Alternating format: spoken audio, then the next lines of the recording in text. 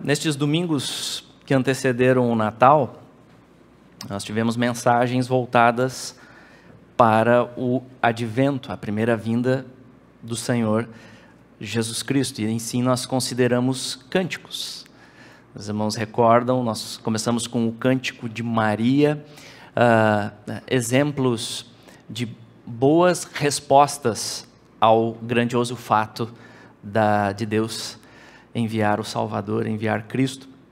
E nós vimos então o cântico de Maria, depois nós vimos o cântico de Zacarias, depois o cântico de Simeão, e todos inseridos no Evangelho de Lucas. Aí tivemos uma pausa no domingo passado, depois tivemos a cantata, celebração muito especial, a repercussão também foi muito boa, graças a Deus, né? A dedicação dos irmãos também se preparando para aquele domingo, foi muito especial. Então nós tivemos essa sequência de cânticos, que eles estão inseridos na narrativa do Evangelho de Lucas, e o Evangelho ele começa exatamente com com essa sequência de louvores, de salmos, e isso entrelaçado com a notícia, com o fato da vinda do Senhor Jesus Cristo. E assim nós percebemos que são cânticos que louvam a graça, a misericórdia de Deus, a bondade de Deus com a vinda do Messias. E Lucas parece mostrar com isso exatamente essa questão. Chegou o tempo de louvar. Depois de 400 anos de silêncio, onde não se levantava mais nenhum profeta, o período entre o Antigo e o Novo Testamento, as promessas foram feitas lá, na Antiga Aliança, e aí 400 anos de silêncio. E aí então chega este período marcante, o ápice da revelação de Deus. Cristo vem a nós. Então Lucas mostra, chegou o tempo de louvar. É o tempo de engrandecermos a Deus, e assim homens e anjos se unem neste louvor, terra e céu celebram Cristo. E hoje então nós vamos considerar o quarto cântico, e assim nós encerramos a nossa série com os cânticos de Natal. Nós vamos encerrar observando este texto que contém o cântico dos anjos, junto com a narrativa de como que foi o nascimento do Senhor Jesus. Glória a Deus nas alturas, que Deus seja louvado, que Deus seja exaltado, que Deus seja glorificado em virtude do Natal, em virtude da mensagem do Natal. Então veremos em nossa mensagem hoje, à luz do nosso texto, por que Deus deve ser exaltado, por que Deus deve ser glorificado. Nós veremos isso em 2 pontos. Nós veremos, primeiro ponto, glória a Deus, pois nasceu o Salvador, que é Cristo o Senhor. E no nosso segundo ponto veremos glória a Deus, pois a paz é concedida aos homens por meio deste Salvador que nasceu. É por isso que toda a glória deve ser dada a este Deus. Então vamos começar com oração, pedindo graça do Senhor na condução aqui da nossa mensagem, o auxílio da graça do nosso Deus. Oremos.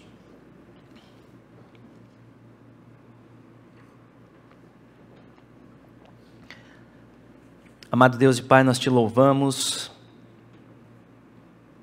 como cantamos nesta manhã. Glória a Deus nas maiores alturas. O Senhor é digno de todo louvor, de toda a adoração, pois Tu és o Deus soberano, Tu és o Deus criador, Tu és o Deus sustentador de todas as coisas, Tu és o Deus da providência.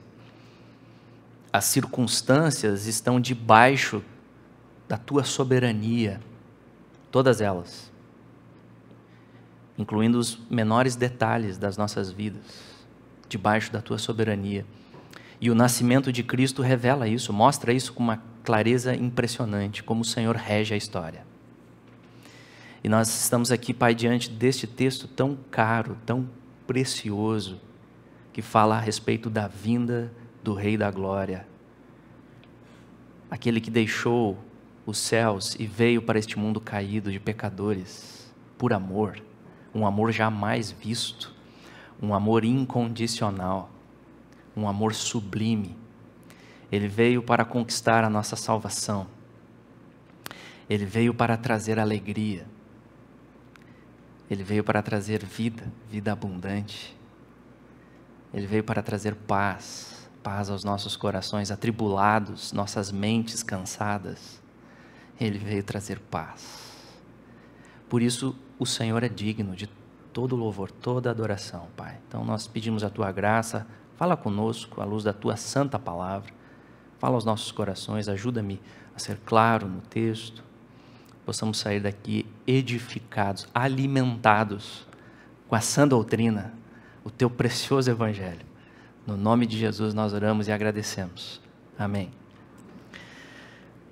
Muito bem, meus irmãos, então vamos considerar o nosso texto, nosso primeiro ponto. Por que Deus deve ser exaltado? Glória a Deus, pois nasceu o Salvador, que é Cristo o Senhor. Você pode abrir aí a palavra, Lucas capítulo 2. Vamos seguir aqui a exposição, vamos 2, 1 a 20. Vamos ler primeiro aqui a primeira parte, até o versículo 12. Escute com atenção a palavra de Deus que diz assim: naqueles dias foi publicado um decreto de César Augusto, convocando toda a população do império para recensear-se. O primeiro recenseamento foi feito quando Quirino era governador da Síria. Todos iam alistar-se, cada um à sua própria cidade. José também subiu da Galiléia, da cidade de Nazaré, para a Judéia, a cidade de Davi, chamada Belém, por ser ele da casa e família de Davi, a fim de alistar-se com Maria, sua esposa, que estava grávida. Estando eles ali, aconteceu completarem-se-lhes os dias, e ela deu à luz o seu filho primogênito, enfaixou-o e o deitou numa manjedoura, porque não havia lugar para eles na hospedaria. Havia naquela mesma região pastores que viviam nos campos e guardavam o seu rebanho durante as vigílias da noite, e um anjo do Senhor desceu aonde eles estavam, e a glória do Senhor brilhou ao redor deles, e ficaram tomados de grande temor. O anjo, porém, lhes disse: não temais.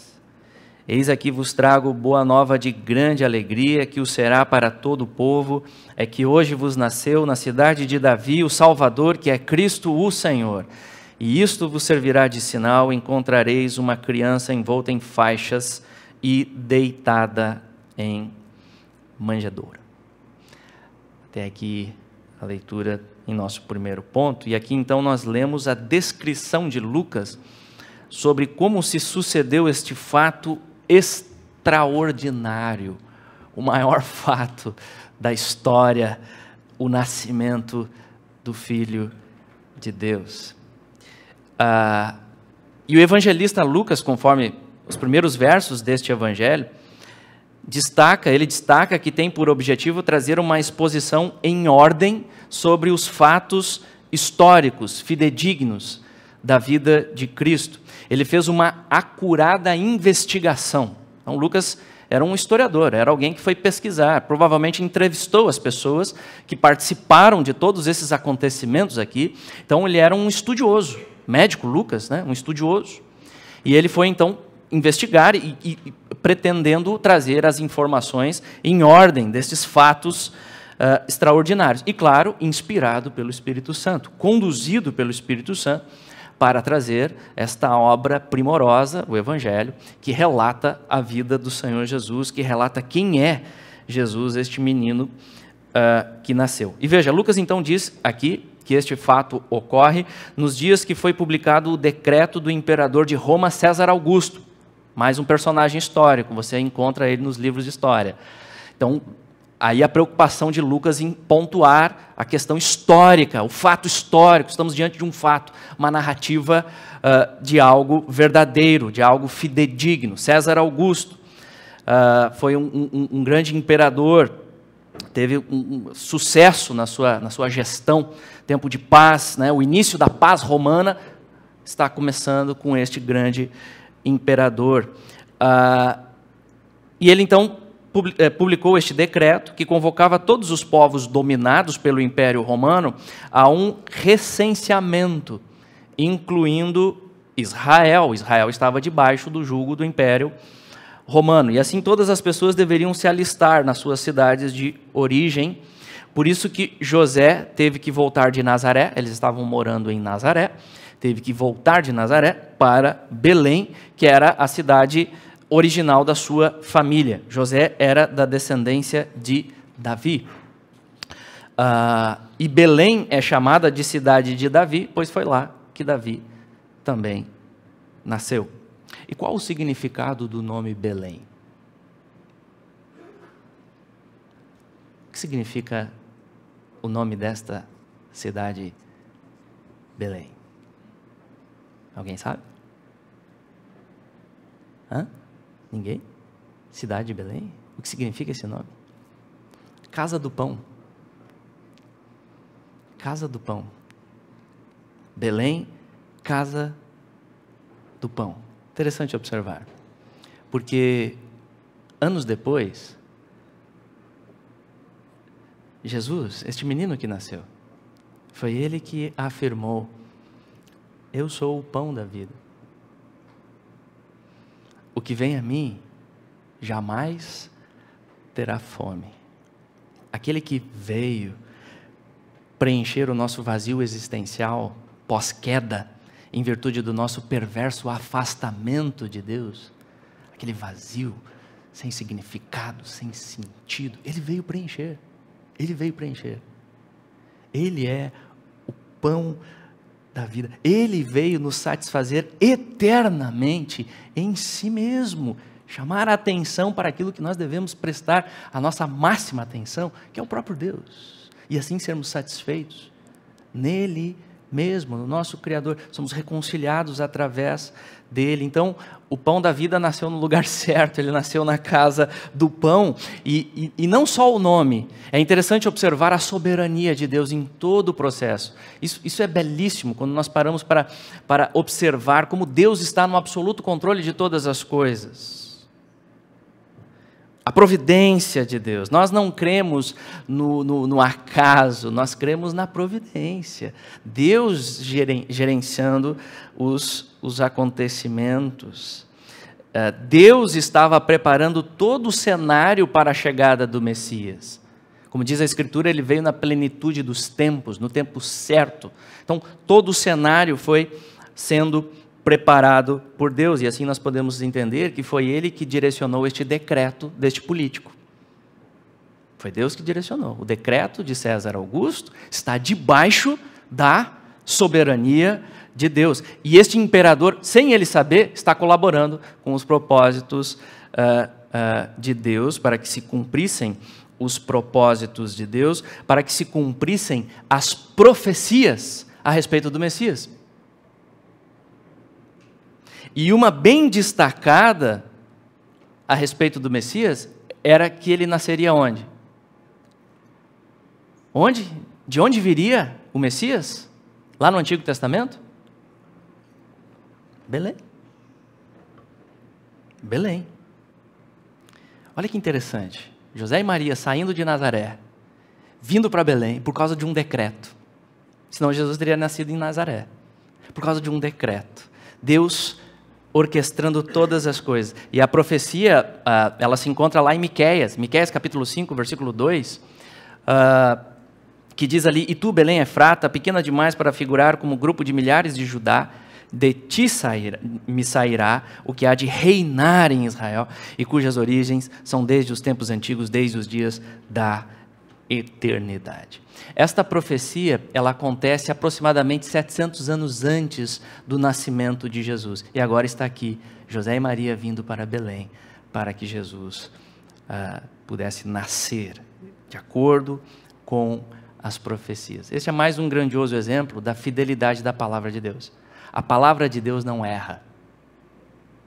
A palavra de Deus não falha, porque Deus é fiel à sua própria palavra. Por isso, nesse mundo repleto de mentiras, repleto de fake news, de tanta confusão, aqui está a fonte verdadeira, fidedigna. Por isso é para essa palavra que você e eu devemos voltar sempre, perseguindo a verdade, sustentados pela verdade, a verdade da palavra de Deus. Essa palavra, ela mesma se prova verdadeira, infalível, pelo poder do Espírito Santo. É o próprio Deus que demonstra e confirma a veracidade da sua palavra. E outra questão para observarmos aqui, meus irmãos, é como é impressionante. O nascimento mais importante da história acontece da forma mais simples, mais humilde. Jesus foi colocado em uma manjedoura, não havia lugar para eles na hospedaria. O que é uma manjedoura? Manjedoura é o local onde os animais comem. Ele foi colocado em uma manjedoura. E nós podemos entender que este nascimento tão humilde, ele diz respeito ao estado de humilhação de Cristo. Ele veio para se identificar definitivamente conosco. É o estado de humilhação. O Filho amado, enviado pelo Pai, o Rei da Glória, pleno Deus, em amor, ele deixa a sua glória nos céus e veio para este mundo caído, onde você e eu estamos, onde nós passamos por todas as nossas mazelas e aflições, um mundo repleto de pecado. E Ele que é infinitamente santo, perfeito, Ele deixa a glória nos céus e vem para estar com pecadores. E Ele se faz pobre. Se faz pobre por amor, por amor. E Ele se faz pobre para fazer o seu povo rico, rico em graça, rico em misericórdia. O apóstolo Paulo explica isso lá em 2 Coríntios, capítulo 8, versículo 9, ele diz: pois conheceis a graça de nosso Senhor Jesus Cristo, que sendo rico se fez pobre. Por quê? Por amor de vós, para que pela sua pobreza vos tornasseis ricos. Isso sim é amor, meus irmãos, o amor abnegado, o amor incondicional, o amor perfeito.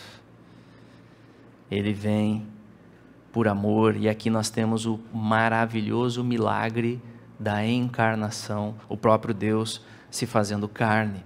E então diz o verso 8 do nosso texto, que havia naquela região certos pastores, que eram homens simples, que guardavam os rebanhos no campo, e pela providência de Deus foi dado a estes humildes pastores no campo o imenso privilégio de receberem a notícia do nascimento. E diz o texto que um anjo apareceu e a glória do Senhor brilhou ao redor deles, e eles foram tomados de temor. Então imagina só, aquela escuridão, aquele breu, né? Não tinha luz elétrica na época, então uma escuridão. Daqui a pouco, subitamente, um clarão, uma luz surge. E eles ficaram tomados de temor, assombrados diante daquilo que eles estavam testemunhando. Mas logo receberam a saudação do anjo que disse... O que disse o anjo? Não temais. Vocês não precisam ter medo.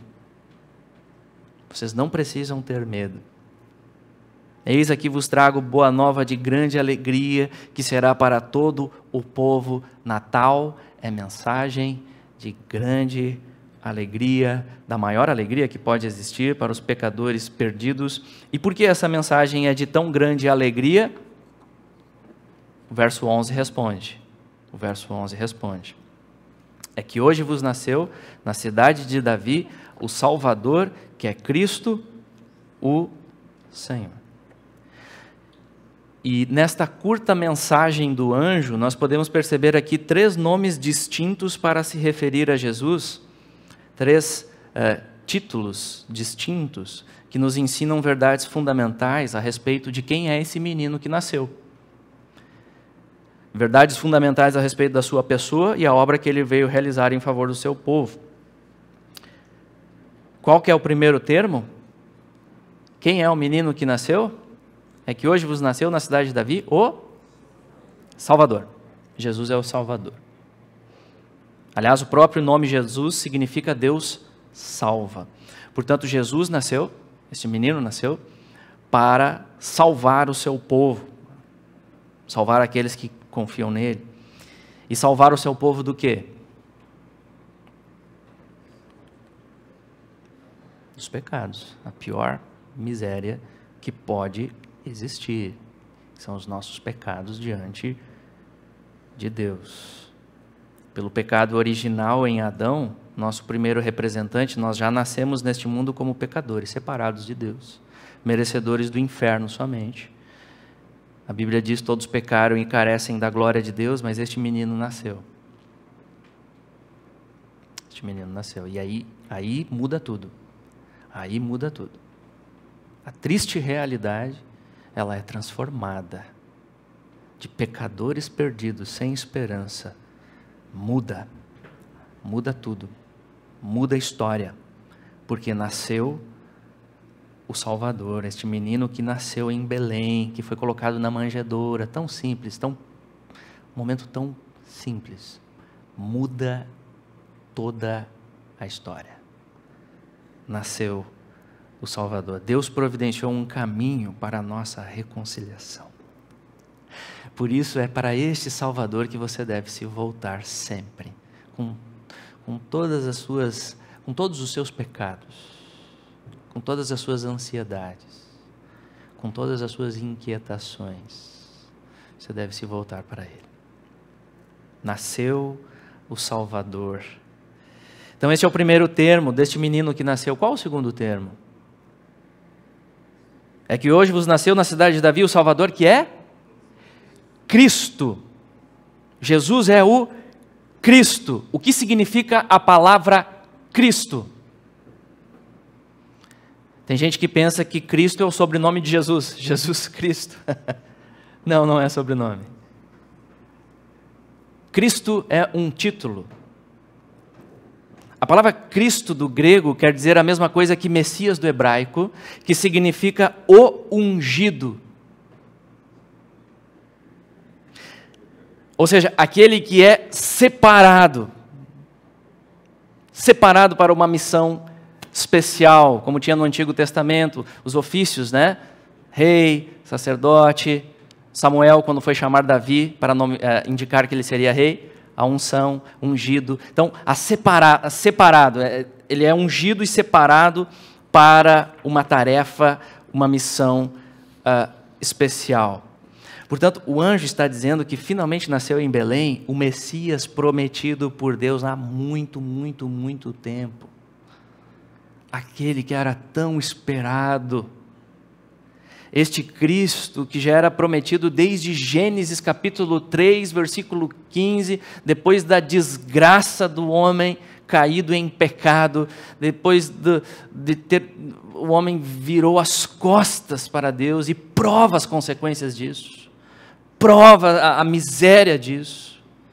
Porém lá mesmo, lá em Gênesis, né, nós já temos a manifestação deste Deus gracioso que vai buscar pecadores, porque lá nós já temos uma promessa de que o descendente da mulher esmagaria a cabeça da serpente. Nós temos visto, meus irmãos, ao longo dessas mensagens dos cânticos de Natal, cânticos recheados da palavra de Deus, como Natal diz respeito ao cumprimento de promessas. É a fidelidade de Deus exaltada.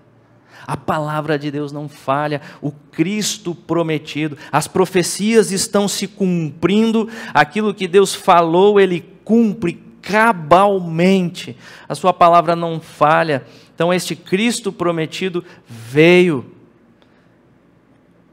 cumprimento das promessas feitas lá a Abraão, a Moisés, a Davi.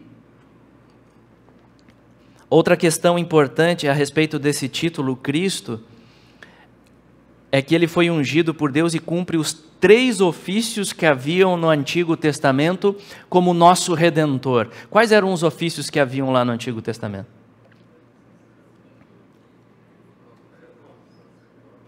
Profeta, sacerdote e rei. Ou seja, este menino que nasceu, ele reúne estes 3 ofícios em uma única pessoa. Só Ele tem a glória suficiente para reunir estes 3 ofícios em um só homem. Este é Jesus. Rei, profeta, sacerdote. Jesus é o nosso maior profeta. Ele é maior que Moisés. Lá para Moisés foi prometido, em Deuteronômio capítulo 12, Moisés disse: depois de mim virá um profeta, Deus levantará um profeta, e a este vocês devem ouvir. Lá nós temos a promessa, lá em Deuteronômio 18, de que este profeta viria. E obviamente isso apontando para o Senhor Jesus. E Jesus, Ele é o maior de todos os profetas. A função do profeta é trazer a revelação da palavra de Deus, pregar a palavra de Deus.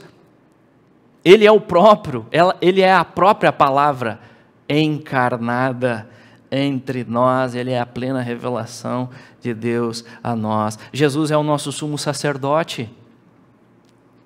É o nosso sumo sacerdote, a função do sacerdote, conduzir o povo na presença de Deus, de acordo com todos aqueles rituais de sacrifício. Jesus é o sumo sacerdote e, ao mesmo tempo, Ele é o sacrifício. Por isso, Ele garante a nossa comunhão eterna com Deus. E Ele ainda intercede por nós na presença do Pai. Ele intercede pelo seu povo. Isso está lá em Hebreus, essa figura, né, do sacerdote. Vamos abrir, não está projetado aqui, mas Hebreus capítulo 4, você pode acompanhar comigo aí, Hebreus capítulo 4,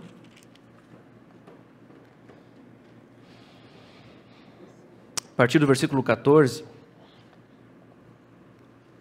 Jesus é o nosso profeta, Ele é o Cristo, né? Ele reúne os três ofícios. Ele é o profeta, Ele é sumo sacerdote. Olha o que diz Hebreus capítulo 4, versículo 14. Tendo, pois, a Jesus, o Filho de Deus, como grande sumo sacerdote, Hebreus 4, 14 a 16.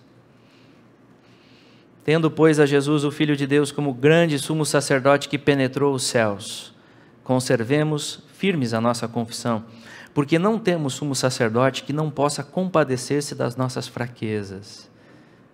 Antes foi Ele tentado em todas as coisas, a nossa semelhança, mas sem pecado. Acheguemo-nos, portanto, confiadamente junto ao trono da graça, a fim de recebermos misericórdia e acharmos graça para socorro em ocasião oportuna. Este é o sumo sacerdote.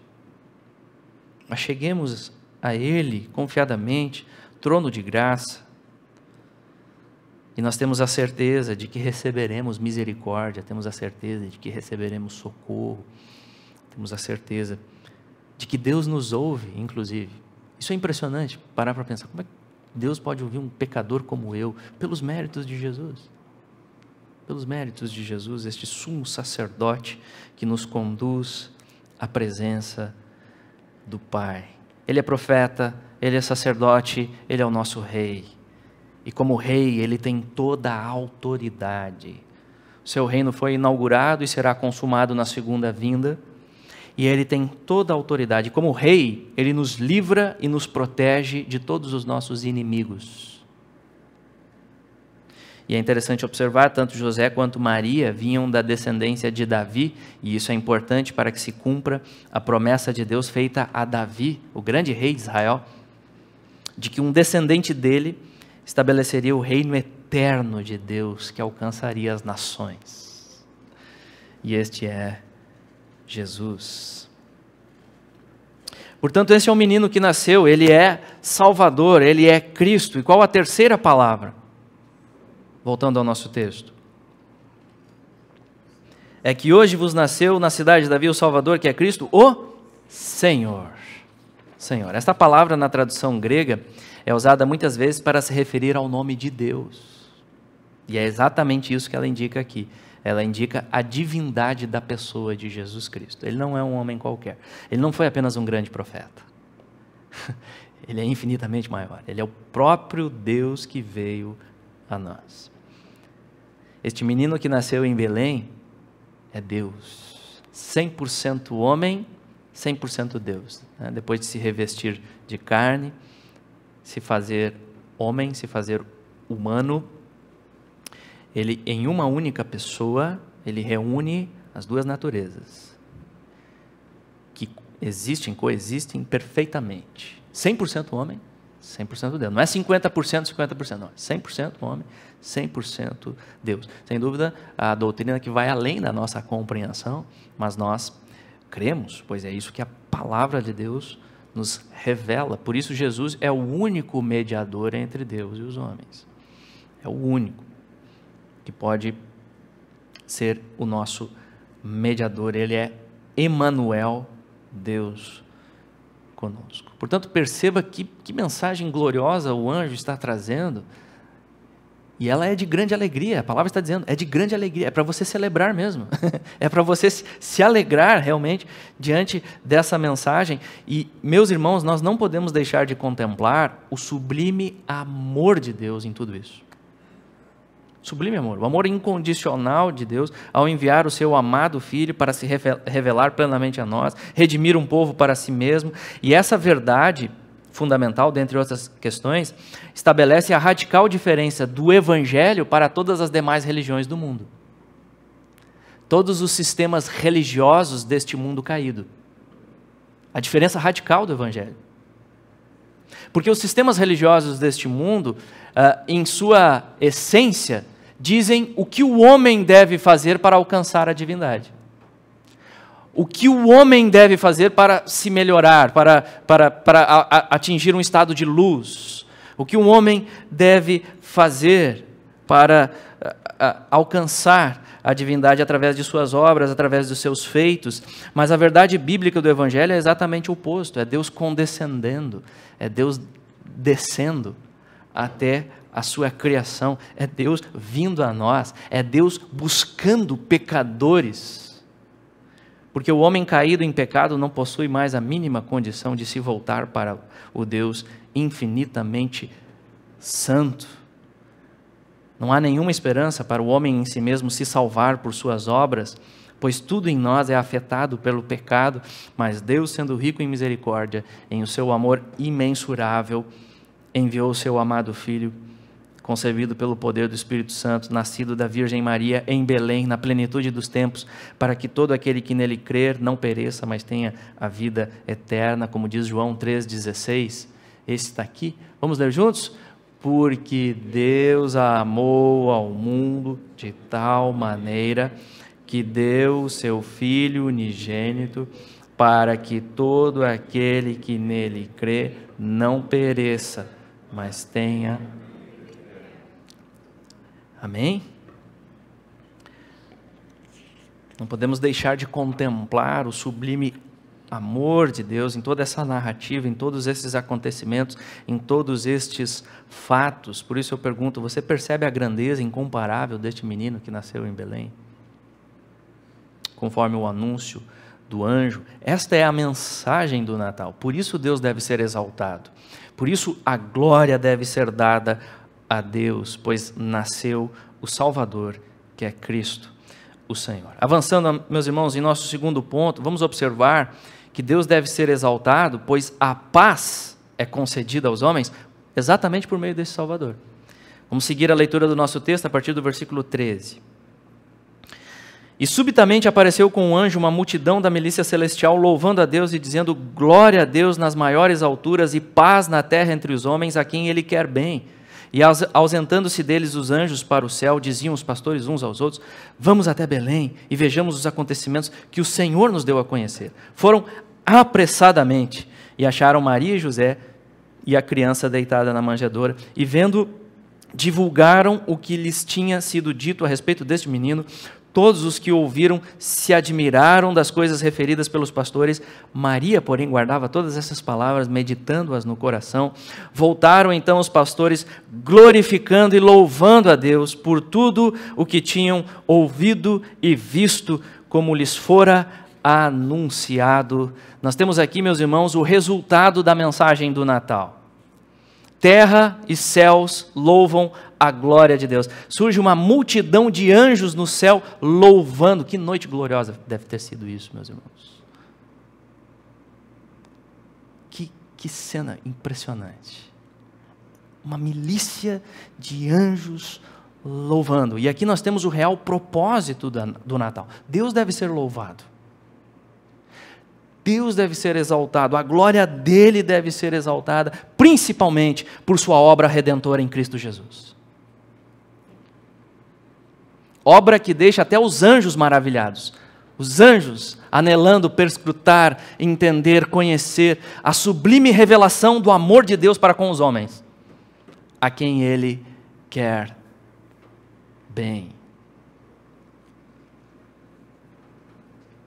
Pois em Cristo, Deus nos concede o maior presente que pode existir, que é Ele mesmo, o próprio Deus se entregando a nós na pessoa do Filho. E o que você faz quando recebe um presente de valor inestimável? Sabe aquele presentão? Natal, alguns dos irmãos têm o costume de trocar presentes nas nossas celebrações, e é muito interessante, por exemplo, quando uma criança, porque as crianças normalmente são mais espontâneas, e quando elas recebem aquele presente que estava ali ansiosamente esperando, sabe aquele presentão? Estava esperando, e aí então ela ganha aquele presente. Ela ganha aquele presente. Qual a reação? Qual a reação? Pula. Ela vibra, ela se alegra, ela não para de falar daquele presente, ela vai para cima e para baixo com o presente, ela dorme com o presente. E o que é isso, meus irmãos? O que é isso? O que é essa atitude? Louvor. Louvor. Celebrando aquilo que lhe deu alegria. Então, C.S. Lewis, ele fala sobre a natureza do louvor. Louvor é a consumação da nossa alegria no objeto que nos dá o maior prazer, a maior satisfação. Então, o louvor consuma, o louvor completa a nossa alegria naquele objeto que nos dá prazer. Por isso que nós naturalmente louvamos aquilo que nós curtimos, que nós gostamos. Diante de uma paisagem maravilhosa, suspira, quer tirar foto, depois quer mostrar para os outros e mostrar, vem louvar comigo esse objeto que me deu tanta alegria. Nós sentimos essa necessidade de compartilhar com os outros, diante do esporte também, uma jogada sublime, no basquete, no futebol, grita gol. Imagina se fosse proibido gritar gol. Não pode gritar gol. Sensação de que está faltando algo. Por quê? Porque o louvor completa a nossa alegria no objeto que nos dá prazer. Nós fomos criados para louvar. Então, quando Deus nos chama, meus irmãos, a louvarmos o seu nome, pelo maior presente que poderia existir, que é Jesus Cristo, Ele simplesmente está buscando completar a nossa alegria nele mesmo, satisfazendo os nossos corações nele mesmo. Deus nos criou para o louvor daquilo que é belo, admirável, e não há nada mais admirável, grandioso, sublime do que o próprio ser de Deus. E é isso que o Senhor está buscando ao enviar Jesus. Paulo afirma esse propósito. Paulo explica este supremo propósito lá em sua epístola aos Efésios, quando ele diz ali, o início desta carta, Efésios capítulo 1, versos 3 a 7, bendito Deus e Pai de nosso Senhor Jesus Cristo, que nos tem abençoado com toda sorte de bênção espiritual nas regiões celestiais em Cristo, assim como nos escolheu nele, em Jesus, antes da fundação do mundo, para sermos santos e irrepreensíveis perante Ele, e em amor nos predestinou para Ele, para a adoção de filhos por meio de Jesus Cristo, segundo o beneplácito da sua vontade. E olha aqui o supremo propósito de Deus, para louvor da glória de sua graça, que Ele nos concedeu gratuitamente no amado, no qual temos a redenção pelo seu sangue, a remissão dos pecados, segundo a riqueza da sua graça. Para louvor, Jesus veio para suscitar em nossos corações louvor, graça, salvação por graça.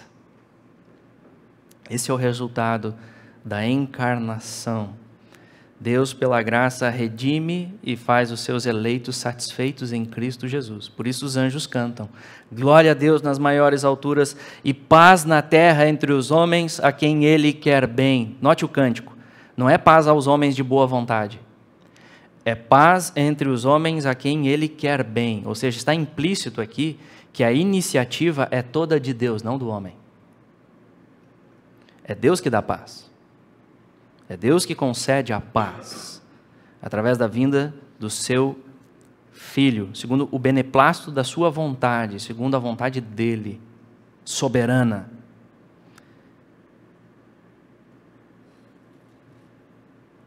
Esta paz é concedida através de Cristo, portanto, a paz, ela não é concedida indistintamente a toda a humanidade. Paz, aqui, concedida somente àqueles que recebem o Filho, se curvam diante do Filho que nasceu. Interessante observar Jesus, momentos antes da cruz, com seus discípulos, lá em João, Evangelho de João, né, a partir do capítulo 14, nós temos os discursos de Jesus preparando os seus discípulos para a partida dele, para a cruz. E ali, momentos antes, Jesus fala especificamente para os seus discípulos. Lá em João capítulo 14, versículo 27, ele diz: deixo-vos a paz, a minha paz vos dou, não vou-la dou como o mundo a dá. Então ele está falando para os discípulos. Não se turbe o vosso coração, nem se atemorize. Portanto, paz para o homem pecador só pode existir através de sua rendição completa a este menino que nasceu em Belém, que nasceu para salvar pecadores que se arrependem e creem somente nele. E o que significa o termo paz aqui? O termo paz significa algo muito além do que simplesmente ausência de conflitos. Matthew Henry, comentando este verso, ele diz o seguinte: a boa vontade de Deus enviando o Messias destruiu a inimizade que o pecado tinha produzido entre Deus e o homem e restabeleceu uma correspondência pacífica. Se Deus está em paz conosco, disto resulta toda a paz. A paz de consciência, a paz com os anjos, a paz entre judeus e gentios. A paz aqui significa todo o bem. Todo o bem nos chega a partir da encarnação de Cristo. Todo o bem que nós temos ou esperamos se deve à boa vontade de Deus. E se nós tivermos o seu consolo, Ele deve receber a glória por isto. Aqui a paz foi proclamada com grande solenidade. Quem desejar, venha e receba o seu benefício. Você já desfruta dessa paz?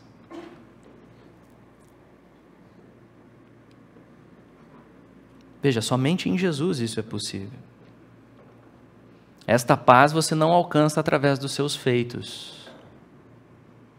Não alcança através dos seus feitos, buscando uma carreira perfeita, buscando uma família perfeita, buscando um país perfeito com um presidente perfeito. Você não alcança, até porque não existe isso nesse mundo caído. Você não alcança a paz através dos seus feitos. Coisas boas, nada errado a gente desejar essas coisas, mas o problema é colocar o coração dela, é investir nisso, como se disso viesse a minha paz. Você está fadado ao fracasso. Frustração é o que você vai carregar. Essa paz, ela só é atingida, conquistada, recebida pela fé em Jesus, descansando nele. Reconhecendo, é só Jesus, os meus méritos estão todos nele. Eu não tenho nada em mim mesmo. Em mim eu reconheço o meu pecado, falido. Pela fé, confessando Jesus como Senhor e Salvador, se rendendo realmente. Eu não tenho condições por mim mesmo. Eu descanso na obra perfeita. Eu descanso em quem é este menino que nasceu. Eu descanso na obra dele. Como diz o grande pregador Spurgeon, seu famoso sermão neste texto do O Cântico dos Anjos, que ele intitulou como o primeiro coral de Natal. O primeiro coral de Natal. Ele tem uma pregação neste texto, e ele, sobre essa paz, ele diz o seguinte: não sentis, meus irmãos, que o Evangelho de Deus é paz para o homem? Onde se pode achar paz? senão na mensagem de Jesus. Vá, legalista, trabalhe por paz, com labor e dor, e tu nunca a encontrarás. Vá, tu que confia na lei, vá, tu ao Sinai, contemple as chamas que Moisés viu, e encolha-se, e trema, e desespere-se, porque a paz não se encontra, senão nele, de quem é dito, este será a nossa paz. E que paz é esta, amados? Paz como um rio, e justiça como as ondas do mar. Esta é a paz de Deus que sobrepuja todo o entendimento, vai além, que guarda os nossos corações e mentes através de Jesus Cristo, nosso Senhor. Esta sagrada paz entre a alma perdoada e Deus o perdoador. Esta maravilhosa reconciliação entre o pecador e seu juiz. Esta é a paz que os anjos cantaram ao dizerem paz na terra.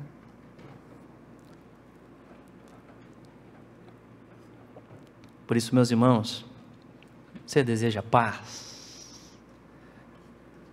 Corra para Ele. Corra para Cristo. Foi isso que os pastores fizeram, não foi? No nosso texto? Eles correram, eles saíram correndo, eles ouviram a notícia, os anjos cantaram, eles ouviram, o menino nasceu. O que eles fizeram? Correram. Correram para Jesus. É essa a mensagem? É isso mesmo? Nasceu quem? O Salvador? Correram. Depois de ouvirem a mensagem do anjo, eles foram apressadamente, diz o texto, ao encontro de Jesus, e essa é a nossa parte, é a sua parte, é a minha parte. Nós devemos crer, somente pela graça, mas o nosso papel é esse, é confessar este Cristo como Senhor e Salvador das nossas vidas, é reconhecer quem Ele é nos voltarmos para Ele, para provarmos da sua paz. E a fé salvadora, meus irmãos, a fé salvadora, ela vem por ouvirmos a palavra de Jesus. Por isso você deseja paz, não pare de ouvir essa palavra. A Bíblia diz, a fé vem por ouvirmos a palavra de Jesus. Você e eu precisamos ouvir essa palavra todo dia, meus irmãos, porque nós somos pecadores. Como disse o reformador Lutero, usando a analogia, a metáfora, a Bíblia é a manjedoura na qual encontramos Cristo. Cristo é o centro da Escritura, e nós precisamos nos apropriar dele pela fé. Nós precisamos que a nossa fé seja alimentada com este Cristo bendito. E isso só é possível através da palavra e obra do Espírito Santo. E quando nós confessamos este Cristo, meus irmãos, como Senhor e Salvador das nossas vidas, podemos ter certeza de que agora sim estamos em paz com Deus, mesmo quando não sentimos isso. E há momentos que não sentimos mesmo, porque as nossas emoções, elas... E aí então nós devemos crer na palavra, voltar para a palavra, né? Questão objetiva, a paz já foi conquistada, Cristo já bradou lá na cruz, está consumado, está pago, para todos os pecadores que se arrependem e confiam nele, está pago. E é isso que diz o apóstolo Paulo lá em Romanos capítulo 5, versículo 1, justificados, pois, mediante a fé, temos paz com Deus, por meio de nosso Senhor Jesus Cristo. Jesus, em sua primeira vinda, se fez um de nós, para ser o nosso novo representante diante de Deus, o segundo Adão. O primeiro falhou, o segundo não. O segundo foi perfeito. Ele obedeceu a lei com toda a perfeição. Em nosso lugar, nós os que cremos nele. Se você crê neste Adão, o perfeito Adão, Cristo, somos justificados. Ele obedeceu por nós, nós não conseguimos. Ele obedeceu, ele cumpriu. Tudo que era exigido na lei de Deus, Jesus cumpriu.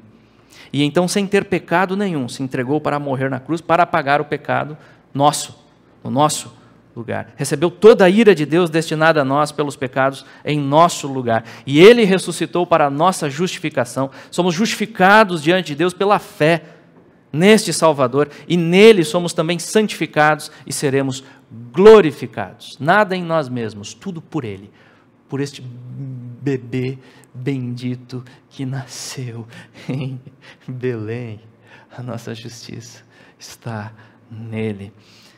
Por isso, meus irmãos, em Jesus podemos celebrar a verdadeira paz.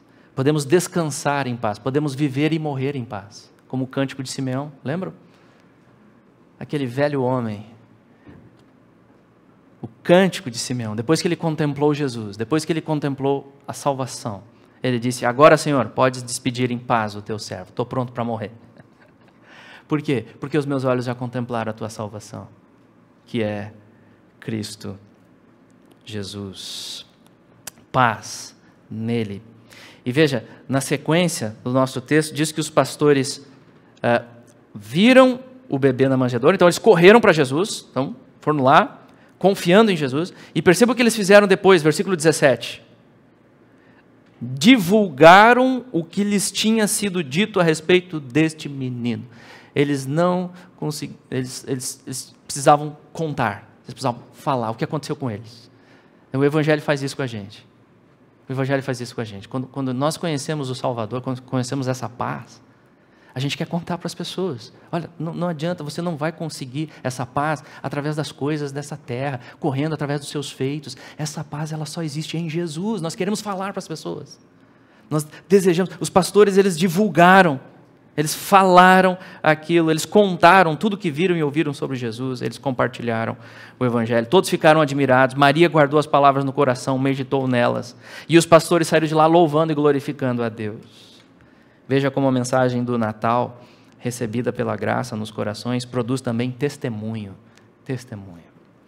Nós que já conhecemos, nós que já contemplamos o bebê que nasceu em Belém e confessamos a fé nele, neste Cristo bendito, devemos compartilhar com as pessoas ao nosso redor.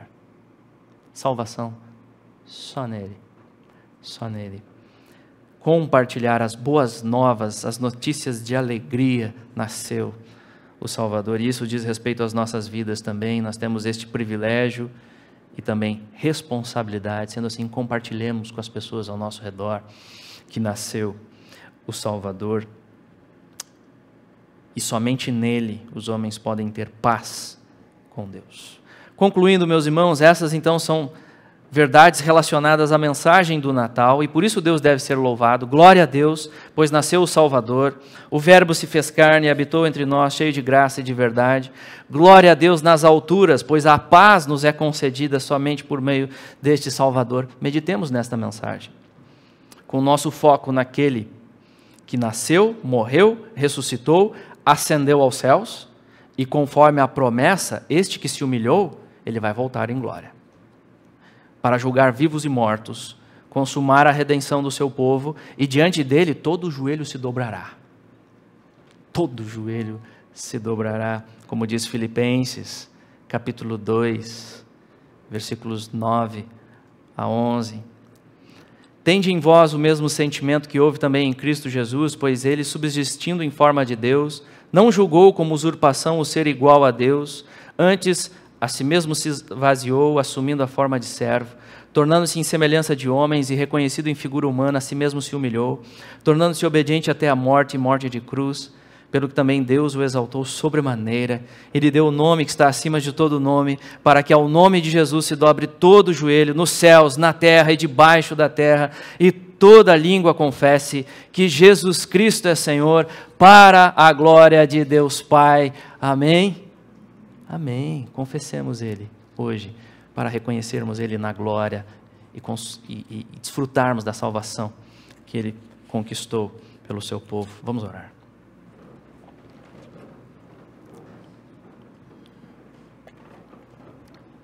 Obrigado, Senhor, pela palavra, por este fato extraordinário, o nascimento de Jesus, a obra perfeita, o Evangelho bendito da salvação que nos traz paz. Ó Deus, obrigado por esta paz. Paz bendita que temos em Jesus.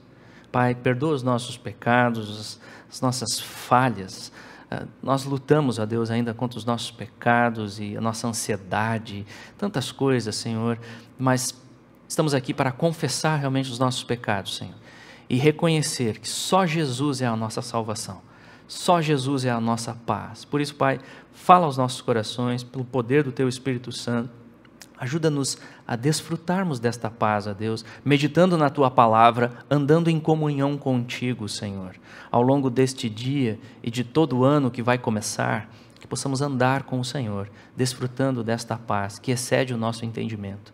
Por isso nós oramos, clamamos e louvamos o Teu nome em Cristo Jesus. Amém, Senhor.